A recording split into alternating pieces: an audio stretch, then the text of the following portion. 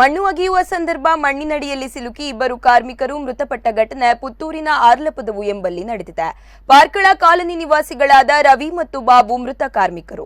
ಕೋಳಿ ತ್ಯಾಜ್ಯ ಹಾಕುತ್ತಿದ್ದ ಗುಂಡಿನ ಪೈಪ್ ಸರಿಪಡಿಸಲು ಕಾರ್ಮಿಕರು ಇಳಿದಿರುವ ವೇಳೆ ಪೈಪ್ ಮುರಿದ ಕಾರಣ ಇಬ್ಬರು ಕಾರ್ಮಿಕರು ಆ ಹೊಂಡಕ್ಕೆ ಬಿದ್ದಿದ್ದಾರೆ. ಈ ಸಂದರ್ಭದಲ್ಲೇ ಪಕ್ಕದಲ್ಲಿಯೇ ಜೆಸಿಬಿ ಮಣ್ಣು ಅಗೆಯುತ್ತಿದ್ದರಿಂದ ಮಣ್ಣು ಜರಿದು ಹೊಂಡಕ್ಕೆ ಬಿದ್ದು ಈ ದುರ್ಘಟನೆ ಸಂಭವಿಸಿದೆ. ಜೆಸಿಬಿ ಮೂಲಕ ಮಣ್ಣು ತೆರವುಗೊಳಿಸುವ ಕಾರ್ಯಾಚರಣೆ ನಡೆಸಿ ಶವಗಳನ್ನು ಹೊರತೆಗೆಯಲಾಗಿದೆ.